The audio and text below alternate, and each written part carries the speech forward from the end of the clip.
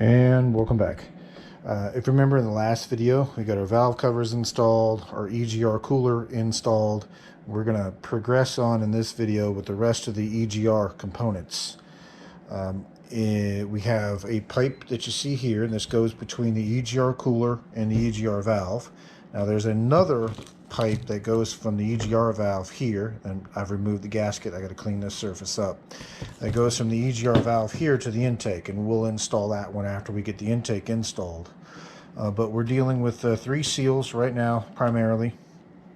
We've got this seal here, and this is the part number.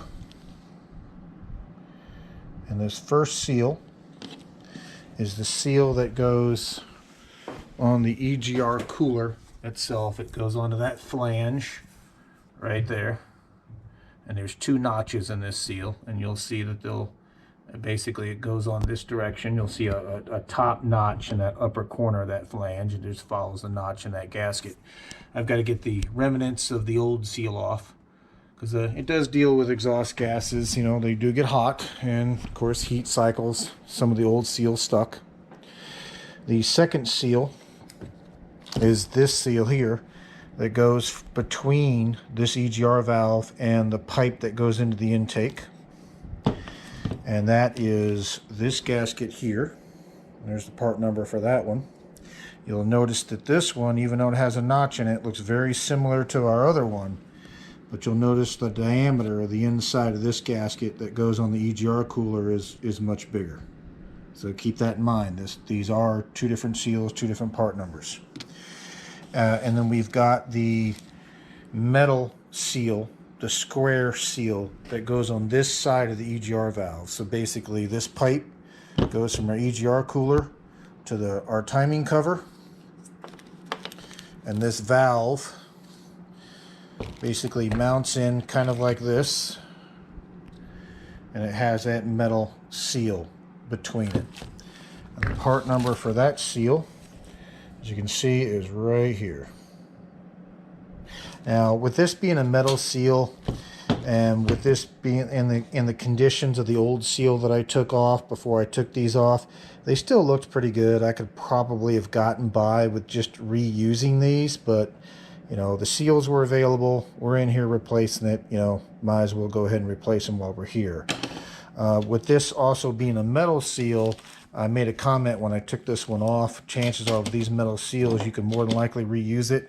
And I would say that's the case here. This is the old metal seal here. It's not in bad shape at all. Chances are if I were to bolt that and reuse this metal seal, it would more than likely be fine. But again, we're here, we're replacing seals. I'm going to opt to replace it. So basically, you know, to each their own. If you wish to reuse your seals, then that's up to you. So this is what I'm going to do next. I'm going to go ahead and get that surface cleaned up, get the seal replaced, get this installed onto the timing cover, and then also work on getting this valve reinstalled as well. If you remember, when we took this valve out, one of these 4 bolts here, and I got to go back and look at my notes, but I do believe it was that one right there in the kind of the back corner, has got one of these double-ended studs on it, because it's got a metal hold-down bracket that holds one of the coolant tubes that goes across it, and I do believe it fits right there in that back corner. But I'll go back and look at my video to verify that, and if that's not the case and it actually goes back here in this other corner, when I'll bring you back, I'll make a note of that. But that's what I'm going to go ahead and take care of now, and once this is done, I'll bring you back. Thank you much. So welcome back. Just wanted to show you this square seal. I'm getting ready to install it, but you'll notice it has a raised bevel that goes around one side of it, and the other side's countersunk. Now, based on the way I took this seal off, the old seal, if you'll just look at the witness marks there, you'll see some rust, some witness marks that match up with this seal here. So the old seal had the part that's slightly raised up faces towards the EGR valve body. And let's see here. There's only one way this is going to go on and fit. And you'll notice that fits this way. So you've got the skinnier side and the wider side of that metal seal. And that's kind of the way it goes on right there, because you'll notice you got a wider side here and a skinnier side there. And if you try to put this on the other way around, then you'll obviously tell really quick that, it doesn't quite look right. So raise seal up, I raise part of that lip up, and then facing that direction. And I'll bring it back in a bit. Thank you much. And welcome back. So just getting everything in the position here, and when we put this tube in back here, you'll notice it's not tight. Those bolts are just finger tight at this point, and that was to allow us room to be able to move this piece of that pipe around so we can get the bolts to line up. So we'll tighten up the bolts from the EGR cooler to this first EGR pipe once we have this EGR valve in a position. And again, that's to give us room to kind of move this left to right as needed. But before we put the valve in, because it kind of restricts access to it, it blocks it a little bit, is that we're going to go ahead and install our cam position sensor, which sits in that little opening right there, which is kind of right behind the thermostat and right below that EGR valve. And it was, I want to say it was about maybe 20 bucks, 25 bucks at the most. But we went ahead and just purchased a new cam position sensor. Again, not that there was anything wrong with the old one, not that we couldn't have reused the old one, but we're there, might as well go ahead and change it out while we're at it. Because again, just in case we damage this by some means of vibration when we were taking that cover off before we remove that that sensor, I'm just going to go ahead and opt to replace it. And I did compare this. It is a match for the old one. It's an OEM part, obviously. And in case you're wondering, that's the part number. And again, that is for the cam position sensor. So I'm going to go ahead and get this installed. I'm going to tackle that EGR valve, and then I'll bring you back. Thank you much. And welcome back. So we got our EGR pipe bolts tightened at this point, and we have our EGR valve bolts tightened. We went ahead and, hopefully you can see that down there, went ahead and put our stud bolt in the right location, because this was the bracket that was attached to the wiring harness that extra stud used for a mounting point. As we've been going through, since we're getting pieces into the final positions at this point, we have been going through and reconnecting our wiring harnesses where appropriate. So we went ahead and reconnected this sensor into this housing. Once we get this bracket tightened up, we'll push this keeper in place. If I'm not mistaken, it goes right there and pushes in place just to hold this wire steady and out of the way. Went ahead and plugged in our cam position sensor, which is right here. Went ahead and plugged in our two starting capacitors. We got one here on the passenger side and one here on the driver's side. So we went ahead and got those mounted. Now this other mount that you see here, it'll be a bolt in your setup, but in our setup, it's one of the standoff needed for the supercharger mounting bracket, which is why you see this there instead of like a standard bolt. So again, we got our starting capacitors plugged in. We got our cam position sensor plugged back in. We got the sensor and the thermostat housing plugged in. We have this sensor plugged back in. We have our EGR valve plugged back in, as well as the sensor and our EGR pipe is now plugged back in.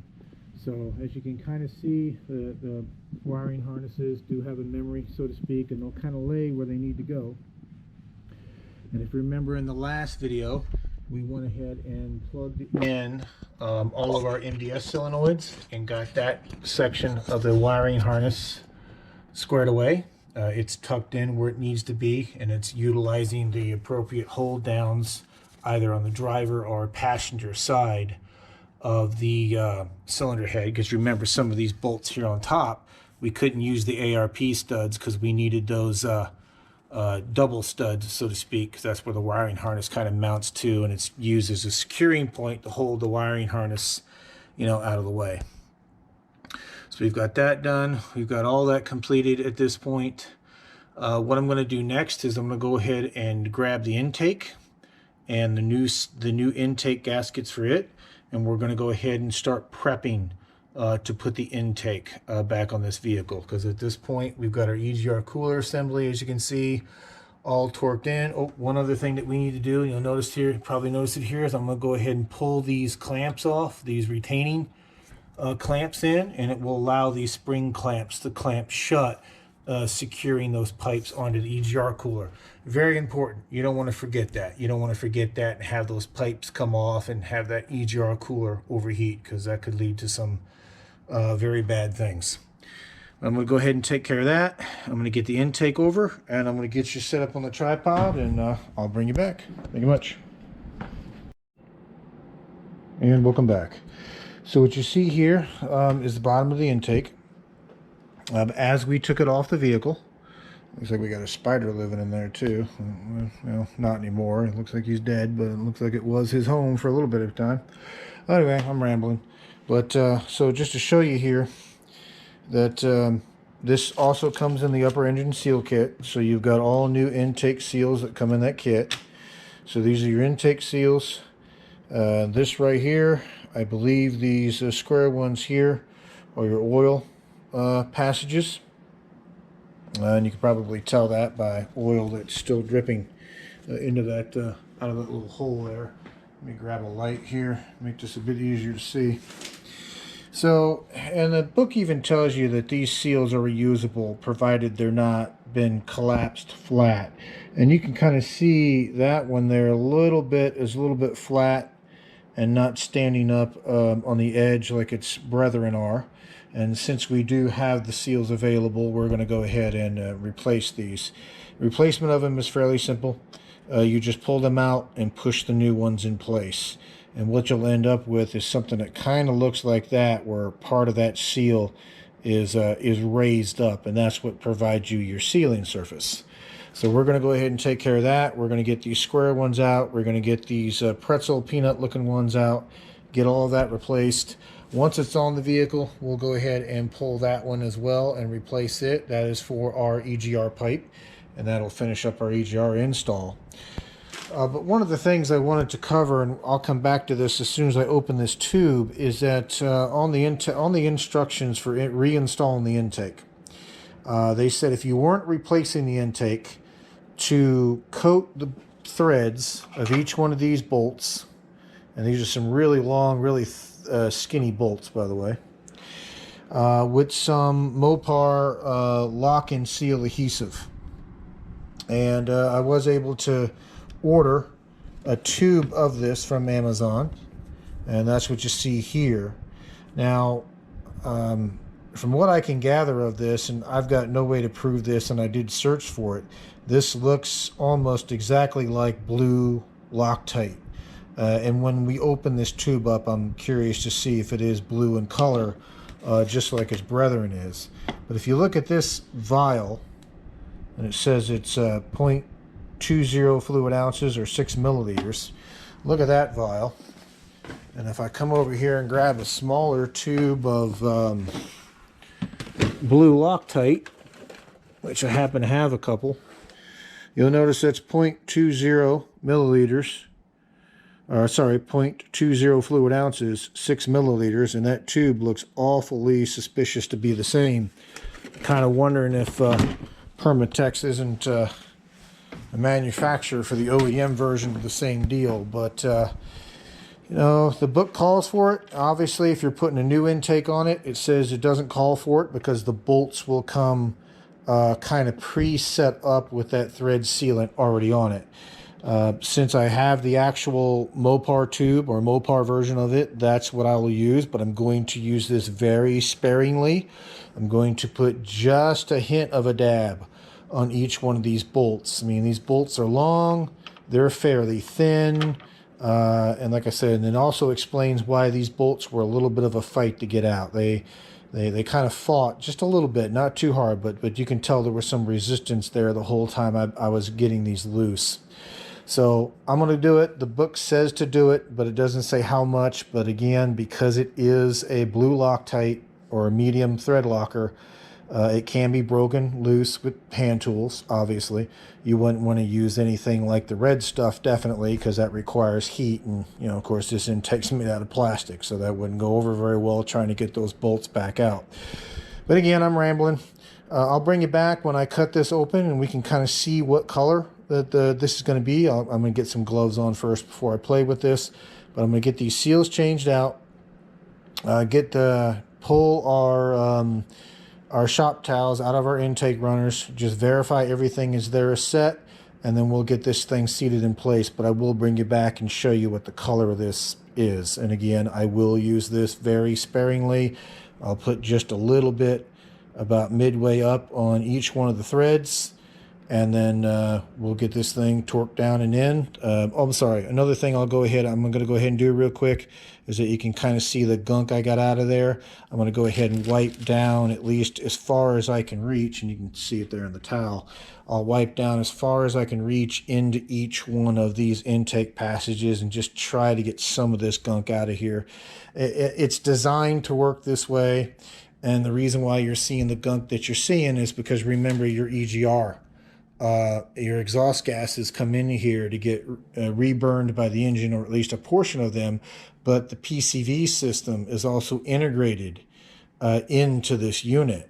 So you're getting those crankcase vapors, aka oil vapors, that are also getting pulled into the intake, which is why this all looks sludgy and black and oily, because you're seeing a mixture of those exhaust gases and, you know, engine oil. You know, it's their design. They designed it to work this way, but I will try to clean at least some of that out before we attempt to do the reinstall. But with that being said, I'm going to go ahead and tackle getting these seals changed out, and then I'll bring you back. Thank you much. And welcome back. So you can see that we've got our old seals removed, and I did go through at least as best as I could and kind of wipe out the inside of all of these injection bays, or ports, I should say. And you can kind of see a little bit of the aftermath of that on these shop towels. Like I said, it's just you know, it's just sludgy gunk. It's again a mixture of oil and you know, exhaust gases is kind of what it is. But I just got the first one in here, and I wanted to show you that compared to the previous seal, you can see that this one sticks out much further. Now it's seated all the way in the channel, so in case that's what you're wondering. So just to show you the difference kind of between a new seal and old seal, how much more that kind of stands out. And that's kind of what you're looking for, because again, that's what's going to provide your seal and your intake. So all I'm doing is taking these, kind of getting them started on a corner and working my way around. There we go. And you'll feel them kind of seat, and you know, they should hold themselves in place once you get them. There we go. And I'm just going to, you know, proceed forward with that method all the way around to include the ones for our oil passages, and then I'll bring you back. Thank you much. And welcome back. So I went ahead and opened up the lock and seal adhesive, or what Mopar calls lock and seal adhesive. Like you can see it there, medium strength thread locker. We went ahead and we've got all our new seals installed. I'm going to wipe. That's just oil that's leaking out of what's left of the intake there. I'll get that cleaned up before we seat it in place. But just to show it to you, this is directly out of the tube, and you can see that it is blue. So, you know, I could be mistaken, and I'm just going to say this is just my theory, that I think this is the same as, you know, blue Loctite, to be honest with you. But, you know, just to be on the safe side, we went out and got what the book called for. I can't confirm, again, my uneducated theory about what this is, because I could not find a reference online that definitively could prove that that's what this was. But again, it's blue. It kind of matches.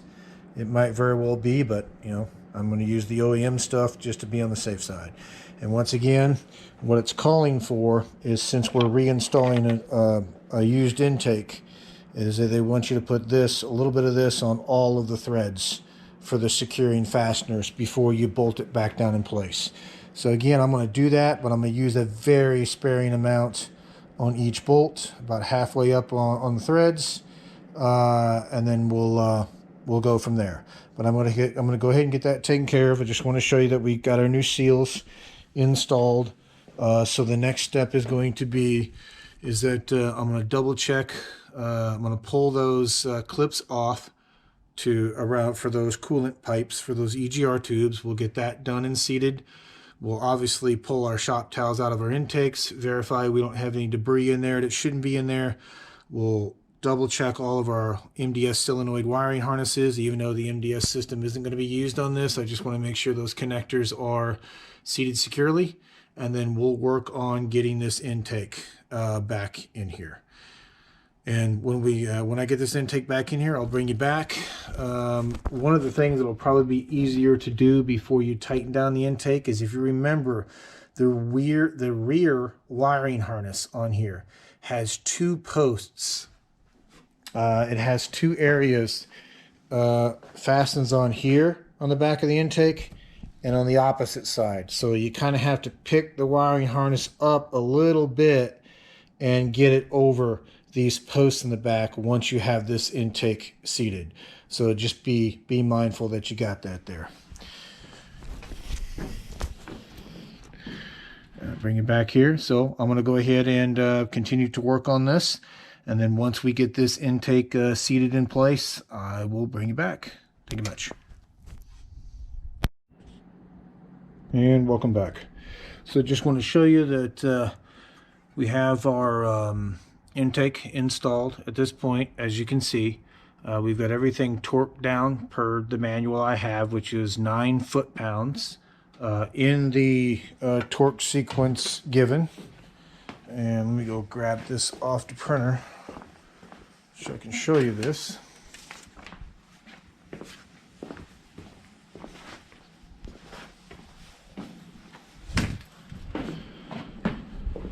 Okay.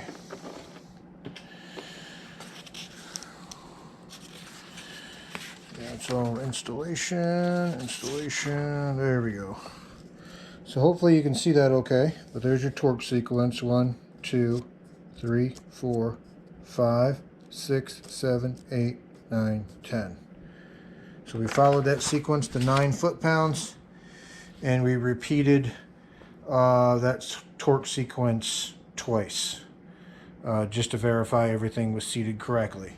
Now that we have the intake on there, we're going through and just connecting our various wiring harnesses to points that we know are now set. So we got our throttle body.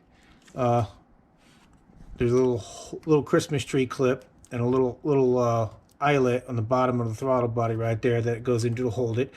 So we got our throttle body plugged back in, our EGR valve plugged back in. Now I did find it easier.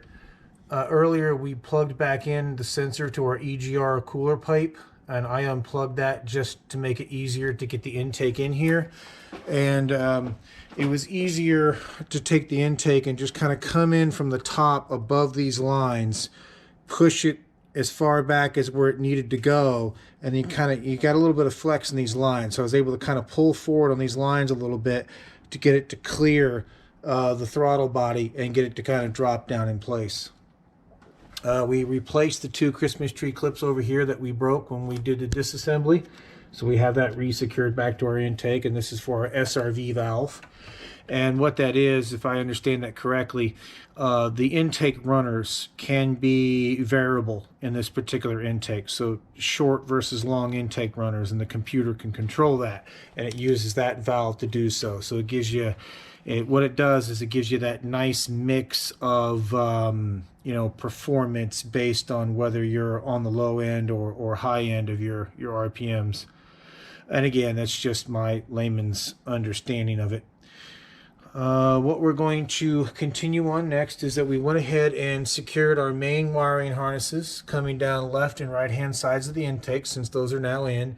If you remember, they had a couple of spots where it hung off of the fuel rail studs, like this one right here, and it also pressed in place to a couple of spots on the top of the valve cover, like you might be able to see that one right there where it kind of plugs into the top of the valve cover. So we went through on both sides of it, secured it. You can probably see that right back there, but you can see that left and right hand bolt stud on the back of the intake, where that wiring harness comes around the back of the intake like that, comes up and over. It sits on top of those two studs, and there's a 10mm nut on each side. So we went ahead and secured that while we were here. Let's see what else we've done. I think that's all of the electrical that we did, previous one plus this one. So what we're going to work on next is I'm going to go ahead and pull this seal out and replace it. I'm going to clean up this flange surface here to put another gasket on it, and then we're going to go ahead and put this EGR pipe back into place. And actually, nope, strike that. I'm going to hold on that, and the reason why is I've got to get this bracket to where it needs to be, which I believe is going to be right there. Get that tightened down, but I want to confirm that, because if I put the EGR pipe in here now for the intake, it's going to block access to that nut. So we'll hold off on this piece until we're sure where how the position this bracket needs to go in. So we'll know that when we start putting our cooling pipes back together, or all of our cooling hoses back in. So down there at the bottom, if you remember, that's the air conditioning stud that just bolts into the timing cover. I'm going to go ahead and put that in. If you remember, when we took it out, we used the double nut method to get that stud out, because I don't have a stud remover that'll fit the back of it. So I'm going to use that process to put the stud back in, and then I'll use it again, taking both of those nuts, putting them back onto this stud, which goes on the bottom. This is the one that will clear the steering rack, that you can actually get the entire stud out, if you remember, during the disassembly. And then we'll use that double nut method to put this stud back in, and then finally we'll put a nut on each stud and get that secured. So that will tidy that one up. I'll probably more than likely go ahead and get the power steering pump put back in its home, and we can go ahead and put the alternator back into its home. And before we go any further with putting cooling hoses or anything on, we'll get the front crank pulley situated and get that back in place. Once that's in place, then we'll do the cooling next. But let me do that. So that's where it sits right now. I'll probably call this video at this point, and I'll come back when we do the rest of this tidying up and just make that another video to where we do the rest of it. I think this is getting on long enough, and like I said, you're not going to miss anything when I bring you back. These studs for this air conditioner will be, secured back into that timing cover. Other than that, that's it. We're getting there piece by piece, and as you can see, it doesn't take very long before these engines start getting pretty big in size again. And with that being said, I'll let you go, and we'll see you in the next one. Thank you much. Bye.